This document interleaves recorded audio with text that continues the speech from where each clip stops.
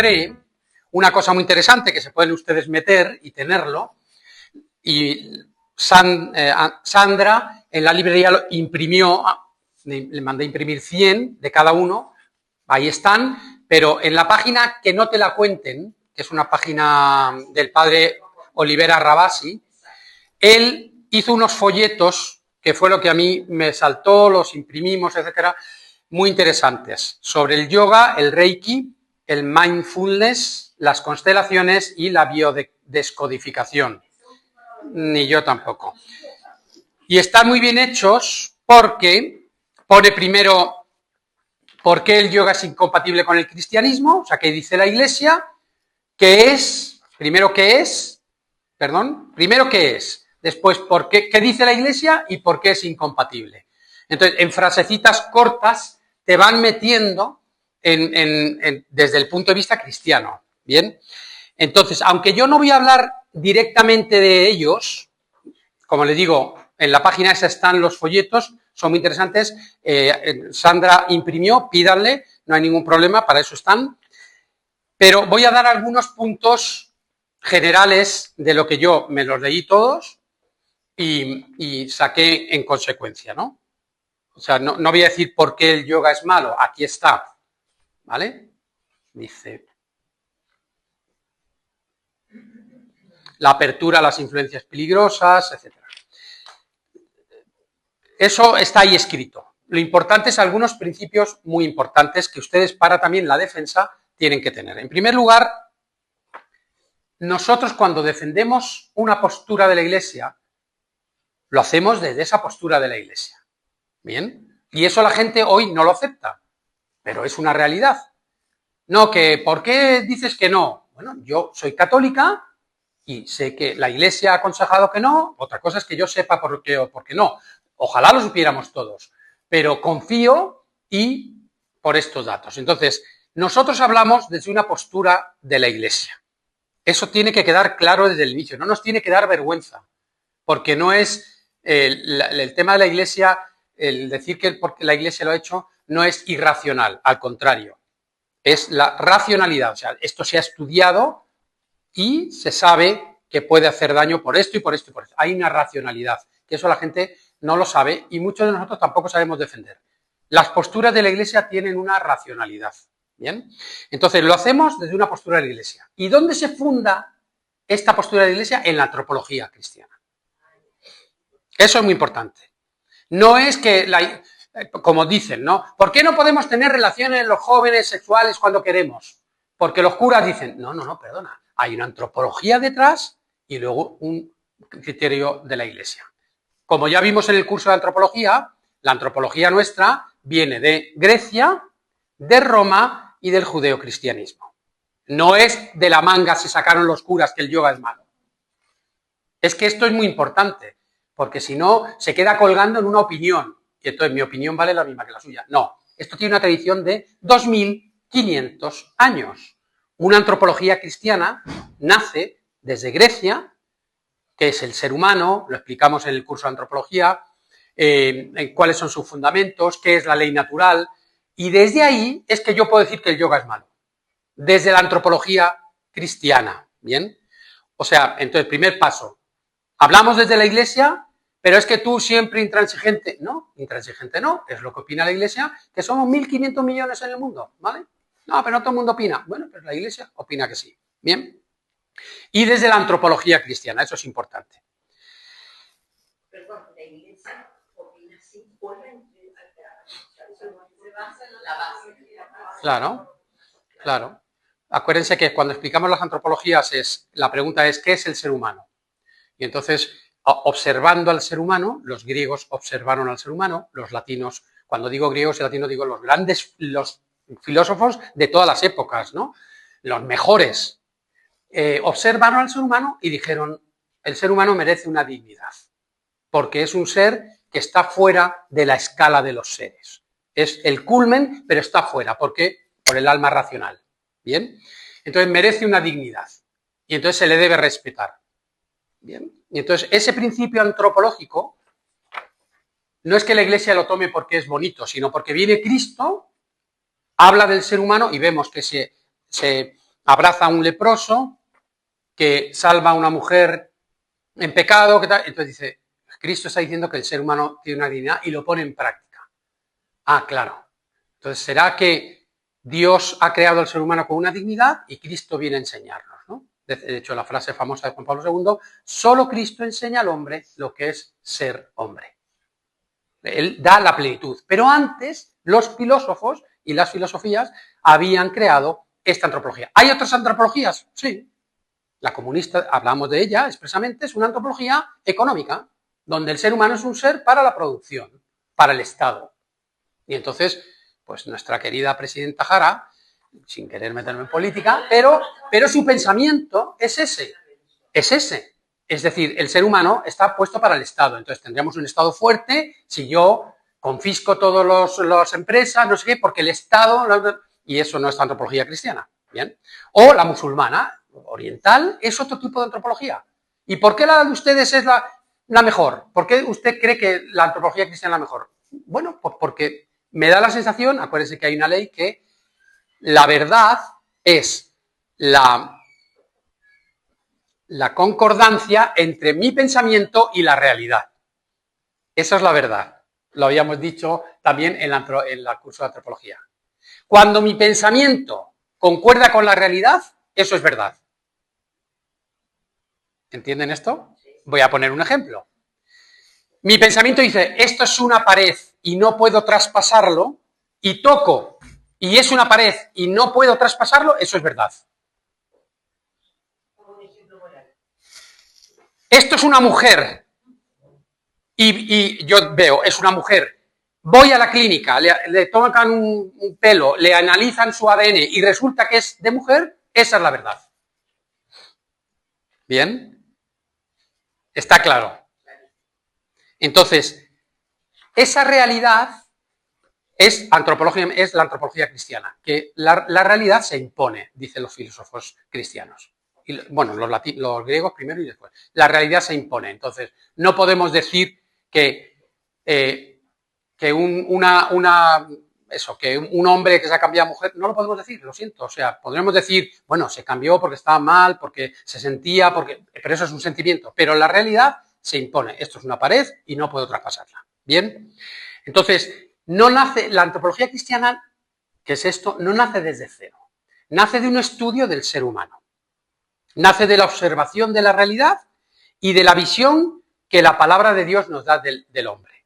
Aquí están las dos cosas, de la observación de la realidad y de la visión que la palabra de Dios nos da. Resulta que la palabra de Dios y la visión que nos da la realidad concuerdan. Por eso creemos que es la verdadera. Porque no hay una ruptura entre la realidad y lo que la palabra de Dios dice.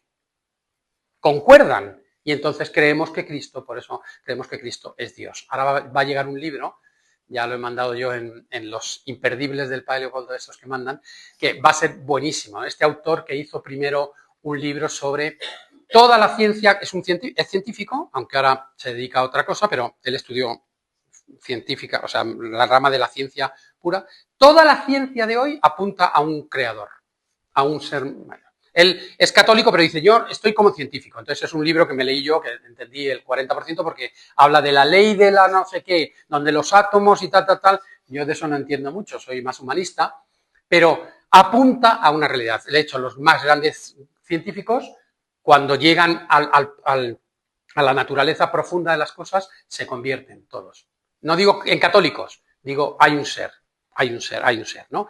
Ahora escrito en la segunda parte. Bueno, si hay un ser, y resulta que hubo una persona que dijo que él era Dios, voy a investigar científicamente si es verdad. Entonces hace un libro en que dice Jesús es Dios. Y empieza, acaba de salir hace una semana, le he pedido a la Sandra pero está en internet, ya lo tienen por Amazon, pero yo lo voy a leer desde luego estas vacaciones porque si llega, porque es muy interesante. Bien, el hecho de que Jesús diga soy Dios, porque podía decirlo, dice este señor, una de dos. O es un mentiroso, Jesús, o está loco, son las tres hipótesis que hace. O es verdad. ¿No hay otra? ¿Hay otra opción? No. O está mintiendo, sabiendo lo que no, o está loco y se la cree, o es verdad. Y entonces él demuestra, por los análisis de la psicología, de los textos, etcétera, que no está mintiendo, que no está loco porque no da ningún parámetro de locura, de esquizofrenia, de nada, por lo tanto se concluye que tiene que ser verdad. Esta realidad es lo que está a la base de todas estas cosas. No es que nosotros nos la hayamos sacado y que la Iglesia no quiere que nos hagan competencia, como me dijo un chico. No, es que usted no quiere que le hagamos competencia con el yoga. No se trata de eso. Se trata de que esto no concuerda con la naturaleza del hombre. Un ejemplo de lo que pone aquí, ¿no? Que nuestro ser pasa a ser una energía en el universo. Bueno, es una idea preciosa, ¿no? Pero vamos a ver, ¿hay algo de lógico en esa, algo material que hayamos detectado? ¿Algún filósofo ha hablado de esto seriamente? Porque tenemos que, entre comillas, demostrarlo, ¿no? O racionalizarlo por lo menos. Entonces, viene Cristo y nos habla, bueno, y entonces los filósofos dicen, pues alguno de la antigüedad decía, ¿no? Que hay una fuerza en la que todos colaboramos, etcétera. Bien, pero no fue la línea. Pero viene Cristo y por si hubiera Dios nos dice, yo soy la resurrección y la vida. Ah, caray, entonces vamos a resucitar con este cuerpo. Por lo tanto, no somos una energía, hay algo más. ¿Ve? Cristo siempre complementa lo que la razón filosófica ha dicho. ¿Bien? Esto, o sea, cuando nosotros defendemos no al yoga, evidentemente es porque la Iglesia ha dicho que no. Pero detrás está toda una antropología y toda una revelación en la cual creemos. Bien, nosotros creemos. Entonces, cuando decía la Alejandra que en el chat se le pusieron verde, bueno, pues la única defensa es, perdona, yo creo en esto, aquí se ha hablado, igual que tú no crees y has dicho que viva el yoga, yo puedo decir también lo contrario, porque creo en esto, ¿no? Y no es tercermundista, no es del medioevo, sino que lo creo, primero porque la Iglesia lo dice y después porque concuerda con la realidad, ¿bien? Todos tienen, esto es como una introducción, ha quedado bien la idea, todos tienen una raíz no cristiana. Todos estos movimientos nacen de una antropología no cristiana. Eso ya para nosotros es una señal mala. Porque si hubiera un tipo de oración, vamos a suponer, que tiene una raíz, bueno, es que ese es un futurible tonto. Cristiano, la aceptaríamos. Bueno, pues es la oración nuestra, claro. No es un buen ejemplo. Todos estos vienen o del Oriente, o de religiones que no tienen Dios, como Buda, que es una religión sin Dios, o de religiones como hinduistas, donde las fuerzas, donde las castas, y eso nosotros no lo aceptamos. Por ejemplo, toda la religión hinduista, no, tampoco soy yo especialista en ello, pero el tema de las castas, ¿no? Pues la Iglesia no acepta nunca eso. Ahí viene la lucha en esos países, porque para nosotros no estamos divididos en castas que son irrefutables. Ellos sí, un pobre nunca podrá relacionarse con uno rico, no porque por el dinero, sino porque es otra casta, otro estrato, y los estratos no se comunican. Nosotros no, y por eso la Iglesia tiene más predicamento en esos países entre los pobres que entre las castas de los ricos. ¿Por qué? Lógico, porque está rompiendo una estructura que nosotros creemos que no existe. Eso los filósofos, al hablar de la dignidad, lo dijeron, y viene Cristo y resulta que la peor casta de tal eran los leprosos. Y resulta que se relaciona con ellos, los perdona, les sana y está rompiendo ese esquema. Entonces, ¿será que no tenemos que estar organizados por castas? Entonces, claro que lo dice, claro que todo tiene un fundamento orientalista que nosotros, como Iglesia, no aceptamos. No aceptamos. ¿Por qué? Tampoco vamos a entrar en esto, pero nosotros aceptamos un Dios personal, que es una persona, ¿bien? Que tiene una naturaleza, mientras que esas religiones orientalistas hablan de fuerzas y de realidades que no tienen naturaleza propia. Y entonces nosotros, porque Dios se ha revelado y se ha encarnado y ha dicho yo soy uno con el Padre, creemos que nuestro Dios es un ser personal. Y entonces no nos basta creer que somos una fuerza, una energía. Eso que queda claro también. Luego hay algún punto aquí bastante común entre estos escritos que dice, por ejemplo, Es que yo no hago yoga, es un deporte, ¿vale? Es que esto me ayuda a mi psicología, a la paz. Y en todos coincide que, de acuerdo, habrá gente que lo haga por deporte. Pero siempre dice, pero ojo, que la intención de los que promueven esto no es el deporte. Por lo tanto, hay una intención espiritual, no digo mala, no estoy diciendo mala, pero hay una intención espiritual. Por ejemplo, ahí pone mucho las posturas, ¿no? El ser humano nos comunicamos por los sentidos, lo hemos oído en estos 9 años, yo creo que ha sido la idea más repetida. Entonces, nosotros nos comunicamos, si yo hago así, pues todas me saludan, ¿vale? Pero si yo hago otra cosa, todas me insultarían a mí también, ¿no? Porque nos entendemos, ¿bien? Entonces, las posturas hablan del ser humano. Es evidente, incluso las cosas más sencillas. Un militar, pues cómo se pone, recto. ¿Por qué? ¿Qué está pasando con la mano aquí? Porque está oyendo el himno. Y entonces todos sabemos, aunque no oigamos el himno, que si un militar está así, decimos, pues se está poniendo el himno y él está firme. ¿Por qué? ¿Es un convenio social? Sí, pero es que los humanos somos de convenios sociales, es evidente, ¿no? Entonces, nosotros para orar también tenemos nuestras posturas, igual que ellos. Entonces, para nosotros esta postura significa sumisión a Dios por lo que Él es. Y de rodillas, adoración. Y de pie, participación. Y postración, humildad. Y tenemos nuestros gestos. Ellos también. Entonces, cuando se ponen a hacer el famoso del yoga, esta postura para ellos significa apertura al infinito, donde yo me uno al infinito. Nosotros no nos unimos en la oración al infinito. Nos unimos a Jesús, que es una persona. Y la tenemos enfrente. Y si damos un paso más, en la Eucaristía. Pero si no estamos en la Eucaristía, estamos en nuestro cuarto rezando, yo tengo a Dios presente ahí, como persona. No me puedo fundir con Él, ni me puedo... No, es otra realidad, no es química, no es anímico, todo enérgico, todo... No, hay una realidad personal que yo no dejo de ser yo, a pesar de que yo comulgue a Dios, por ejemplo. ¿Por qué? Porque Dios respeta mi persona, mi unicidad como persona, no me destruye ni me asimila. Y en el cielo, aunque será la gloria de Dios y tal, no seremos asimilados y desaparecidos, sino que tendremos un cuerpo resucitado. Bien, entonces, sus posturas, sus frases o mantras tienen un sentido espiritual, aunque no lo sepamos. Que eso hay que leerlo para saberlo. Pero sí tiene un sentido espiritual. Malo en sí, no, porque como no creemos en eso, o sea, yo no creo que por hacer así me uno al infinito. Malo no es. ¿Dónde está el problema? Que el enemigo, utiliza eso, como utiliza otras muchas cosas, para alejarnos de Dios. O sea, el demonio lo que quiere es alejarnos de Dios. Entonces, utilizó la mentira cuando en el Edén le dijo a Eva, que no podéis comer de los árboles, y empezó con la mentira, y sigue con nuestras cualidades y defectos, dice Santa Teresa, al santo lo tienta en la santidad y al pecador en el pecado.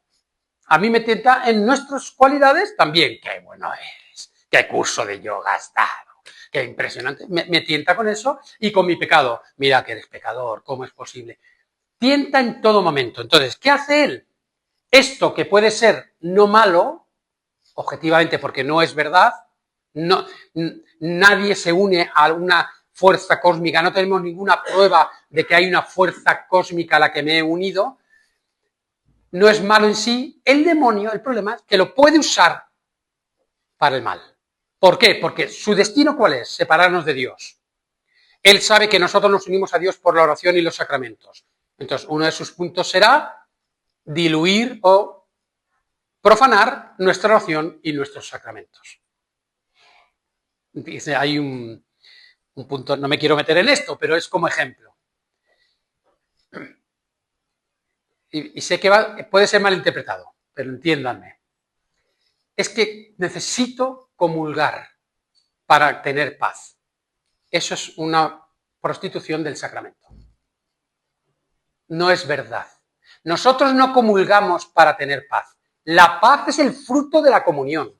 Nosotros comulgamos para unirnos a la muerte y la resurrección del Señor, que es diferente. Comulgamos para eso. Y como fruto puede darnos Dios la paz. Pero poner como fruto, como fin, los frutos es un fallo. Bien, esto es muy importante. Entonces, en esto lo que pasa es que en estas leyes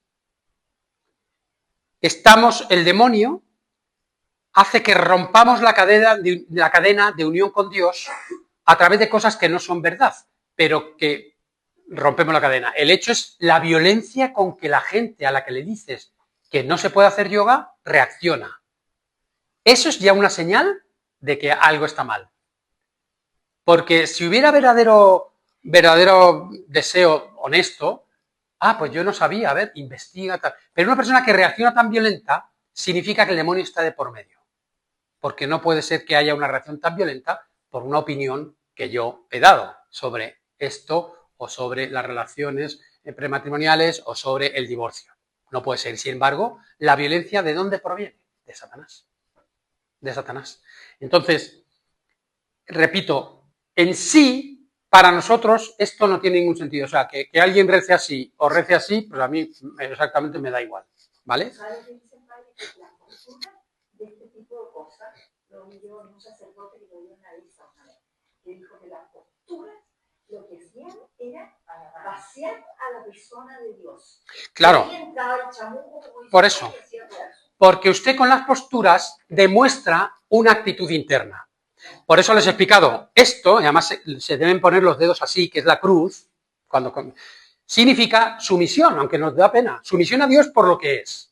Entonces yo cuando me pongo así, estoy diciendo, yo soy alguien por abajo de ti. Cuando me postro en el suelo, en las ordenaciones sacerdotales, etcétera, ¿qué estoy diciendo? No soy nada, estoy en la tierra, en polvo soy. Y entonces esa actitud me llena de un Dios verdadero. Cuando me pongo así y digo, ¿ellos qué están significando? Que están unidos a. Yo creo que no es verdad. Pero el demonio utiliza eso para desunirme de Dios. Y repito, la prueba es la violencia con la que defienden esa postura. Eso es una prueba de que ya han logrado la desunión con Dios. Porque podemos hablar. Oiga, si alguna de ustedes hace yoga y hoy resulta que lee el folleto y dice, pues es verdad, qué interesante, no lo había pensado. Eso es otra postura, porque confundidos podemos estar todos, ¿no? El problema es cuando hay este deseo de imponerlo o de creer o de quitarle importancia. Por ejemplo, en España, ¿dónde han entrado todas estas cosas en España? ¿Con quién ha entrado? Perdónenme, no se escandalicen, con los jesuitas. Los jesuitas han traído todo el orientalismo. En España hay centros de jesuitas que hacen oración de este tipo. A mí me ha tocado rezar con 20 curas y monjas, con una planta al centro, con una jarrita de agua, y todos mirando la planta, más de media hora, y cuando uno ya sentía que la naturaleza había fluido, así era, el padre que nos dirigía las meditaciones, llegabas y regabas, y eso era el símbolo de que yo estaba unido a la naturaleza. ¿Es así? Regó y hizo así, creció. Fue un milagro. Entonces, por desgracia, en la iglesia ha entrado esto. Y por eso hay sacerdotes que lo defienden y que dicen que no pasa nada, que es deporte, que es tal, que cual. No, porque yo puedo hacer deporte, seguramente hay, sin que tengan las implicaciones de posturas que hablan de otra creencia, de otra. Porque el ser humano necesita cosas físicas para demostrar lo que es por dentro. Y entonces cuando hago así, estoy demostrando que yo las quiero y que las saludo. Y cuando hago así, estoy pidiendo que me lleven en coche. Todo. Son cosas establecidas, sí, pero es una forma de demostrar lo que yo llevo dentro. Con la oración pasa lo mismo, ¿no? Por eso en la misa nos ponemos de pie, nos sentamos. ¿Qué significa todo esto? ¿Para que no se duerman? Pues no, significa, cuando están de pie están diciendo, nos unimos a las palabras. Por eso en las oraciones, oremos, siempre son de pie. Porque todo el pueblo está diciendo con su postura, estoy dispuesto a lo que se está diciendo. Cuando nos arrodillamos, es que estoy diciendo, reconozco la divinidad de Dios. Entonces, estas posturas, claro que son apertura, no en sí malas, porque ¿qué es esto malo? No tiene ninguna maldad, sino lo que significan hace que el demonio lo utilice para separarnos de Dios. ¿Bien? Lo que está en juego es el concepto de Dios que tienen estas cosas y nosotros, el concepto de creación, la creación como ha sido hecha, nosotros es una creación de Dios hecha en 7 días y lo sabemos para qué, adelante. Está contando para lo del niño Jesús. Que ya no entre nadie más, te pongas ahí. La creación fue hecha, etc. El concepto de hombre. Esas 6 cosas son los conceptos cuando ustedes tengan que defender, a ver, es que esto no entra en mi estructura de quién es Dios, qué es la creación y qué es el hombre. Lo que esto nos dice no es mi concepto de Dios, mi concepto de creación y mi concepto de ser humano. Y por eso lo rechazo. Porque yo creo que el ser humano es otra cosa que lo que dice aquí. No somos una energía para unirnos al infinito. Creo que la creación ha sido hecha para otra cosa, que es servirme, y esto parece que lo hemos olvidado. La creación está puesta al servicio del ser humano, que somos la cúspide de la creación. Y creo en un Dios personal, eso es muy importante. Pero porque Él se ha hecho personal. Yo soy el que soy, yo. Y eso implica una naturaleza, ¿bien? Entonces, estas 3 cosas es donde subyace el error, en estas concepciones. Ay, ¿por qué no haces yoga? Por eso, porque yo no estoy de acuerdo con la concepción que el yoga promueve de Dios, de la creación y del ser humano, ni de las constelaciones, etc.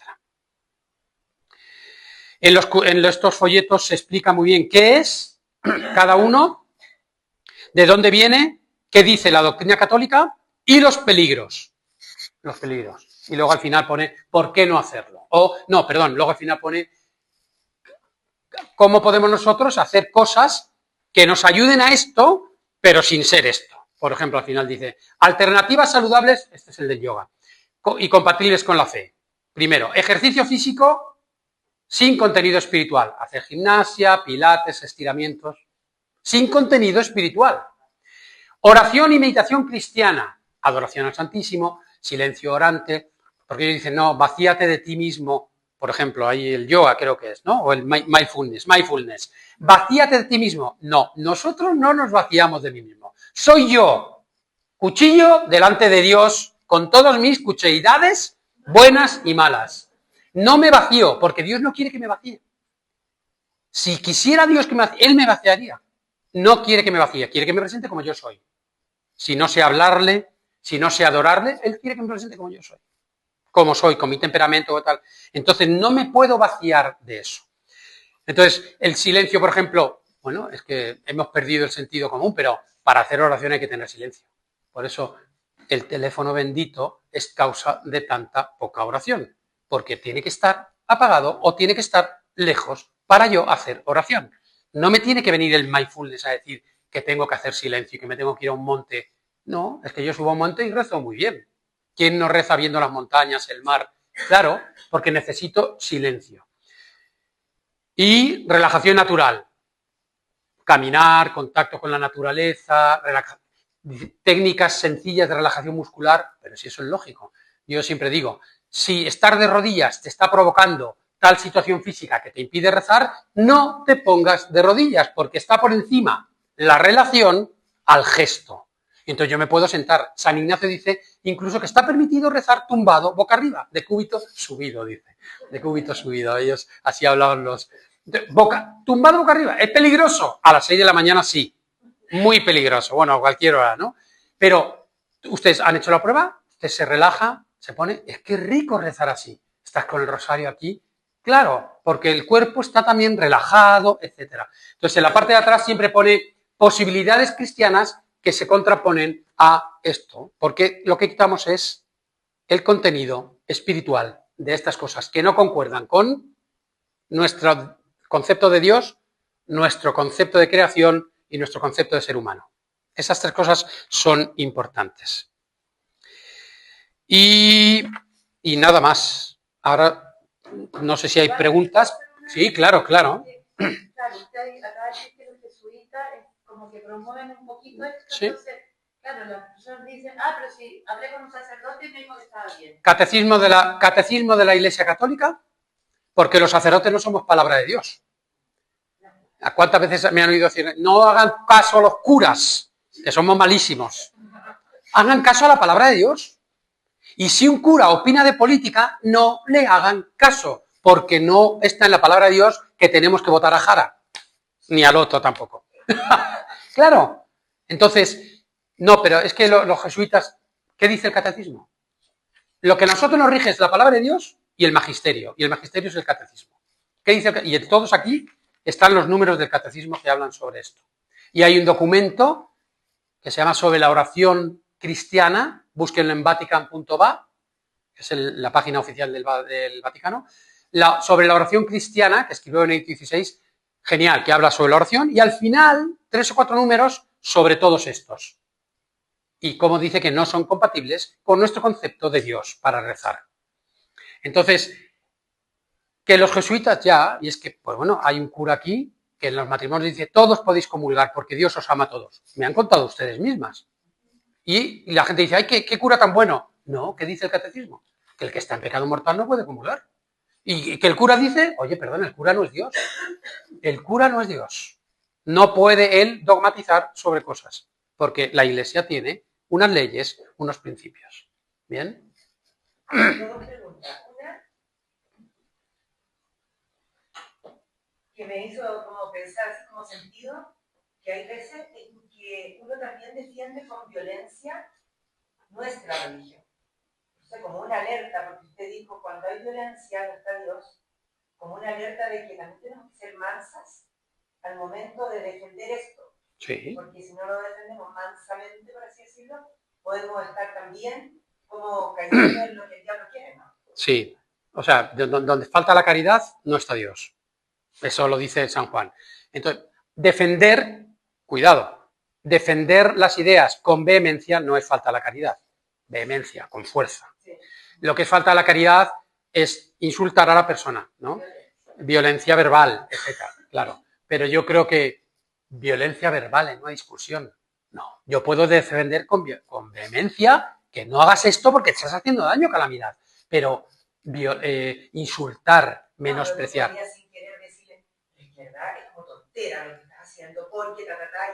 Bueno, pues entonces quitamos la palabra tontera, que es una palabra súper suave, podrías decir otras cosas, ¿no? Tontera es una palabra casi cariñosa, vamos. Sí. Pero efectivamente, donde falta la caridad, no está Dios. Entonces nuestros argumentos siempre tienen que ser con 3 bastones. La caridad, la justicia y la prudencia. Cuando ustedes hablen o actúen, bien sea con el marido, bien sea con los hijos, bien sea con el político de turno, caridad, justicia y prudencia. Porque en esos 3 bastones tú te apoyas y podrás tomar una decisión. ¿Bien? Pero con vehemencia sí, con fuerza. Pero educada, lógicamente. Y segunda pregunta. La segunda pregunta era si el diablo puede utilizar nuestra oración para tentarnos. ¿O cómo nos piensa el diablo en la oración? Siempre. A ver. Siempre. O sea, aparte de las distracciones. Por ejemplo, usted ha leído las cartas del diablo a su sobrino. Léanlo, porque es que parece que fue escrito para este día, para lo que estamos viviendo, es muy bueno.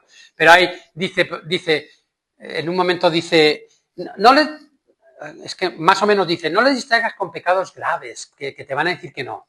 Tú distraerlos en la oración, creyendo, por ejemplo, el argumento que yo les he dicho a muchos, creyendo que están unidos a Dios todo el día. Hazles creer que están unidos a Dios todo el día. ¿Cuántas veces lo he escuchado yo aquí? No, yo no rezo porque estoy unida a Dios todo el día. Claro, otra cosa es que yo hago jaculatorias, pero unido a Dios todo el día, yo Leopoldo Cuchillo, no estoy. Es imposible. Pues cuando estoy preparando algo no puedo estar unido a Dios. Estoy cumpliendo mi deber, ¿no? Cuando estoy escuchando una conferencia, a lo mejor de un tema que no es cristiano, de psicología, no estoy unido a Dios. Me uní a Dios al inicio, recé, pero ahora estoy atento a lo que están diciendo, porque los conceptos son... Entonces, Dios nos hace creer, no, si yo al fin y al cabo... otra tentación, pero si no soy tan malo, ¿qué pecados tengo yo? Frase que escucho yo muchas veces. es que padre, me he preguntado, ¿qué pecados tengo yo? Pues usted sabrá. No me los pregunte a mí. Claro. ¿Por qué? Alguno habrá, invéntese por lo menos, ¿no? Para que podamos... El momento mismo de la oración... Yo estaba pensando en mí, por ejemplo, que uno tuviera un pensamiento, Señor, no sé qué, y a ver, sí. Sí, claro que sí. Un pensamiento que no está en línea con lo... Pero es que habría millones de ejemplos. Vamos a ver, si yo estoy diciendo, ¿tengo que hacer apostolado o no? No tengo apostolado y para el año que viene el Padre nos ha dicho, tengo que ver. Claro, Señor, yo quisiera, lo que pasa es que ahí puede estar metido el demonio. Entonces, en esa argumentación mental se mete el demonio con nuestra forma de argumentar. Por eso hay que contrastarse siempre con la palabra de Dios, con los sacramentos, porque si yo digo, claro, es que no tengo tiempo, porque en realidad es verdad que a lo mejor tienes poco tiempo, pero resulta que tú te vas a los sacramentos y dices, yo he comulgado la muerte y la resurrección, por lo tanto tengo que morir a mí mismo, tengo que sacar tiempo. ¿Cómo contestó Jesús a las tentaciones en el desierto? Él estaba orando y le tentó. Léalo y verá cómo son tentaciones de oración con palabra de Dios. Justo. Porque la palabra de Dios es viva y eficaz y es contra Satanás, es durísimo, durísimo. Por eso las jaculatorias de la palabra de Dios son tan buenas, porque nos desmontan, a él le desmontan la argumentación. Pero en la oración, claro que hay tentación. Por eso el discernimiento luego lo tenemos que contrastar con un director espiritual. Oye, en la oración, Dios me dijo esto, yo he sentido esto, ¿usted qué cree? Y entonces, ¿qué hace el director espiritual? No decir lo que él piensa, sino irse a la palabra de Dios y decir, oye, acuérdese que Dios murió en la cruz por usted y usted está diciendo que no hace falta hacer sacrificios. Eso es un comentario que escuché ahora, que confesé ahí en Perú. No, que el sacrificio, que ya tan sacrificios cuantos. Está usted tirando, le dije al caballero, todo lo que Jesús hizo por usted. Porque Cristo murió en la cruz y hubo sacrificio. Y cada día en la misa, que vamos a celebrar ahora en un rato, usted va a participar del sacrificio de Cristo. Y usted me está diciendo que el sacrificio ya no está de moda, pues quitemos la misa, quitemos tal, quitemos cual. Claro, él lo había pensado, yo creo que honestamente. Es decir, ya lo que decían las monjas antes, que él contaba que en su colegio las monjas les hacían ayunar el miércoles de ceniza y no sé cuánto, pero que eso ya no. Claro, él pensaba que eso ya, que estamos en la iglesia del amor, de la peace and love y todo esto de tal. No, el sacrificio no puede pasar de moda, pero no porque la iglesia quiera que no comamos el miércoles de ceniza, sino porque Cristo murió en la cruz y el sacrificio es perenne. Entonces, la tentación viene siempre en la misma, por eso al santo en su santidad y al pecador en su pecado. ¿Bien?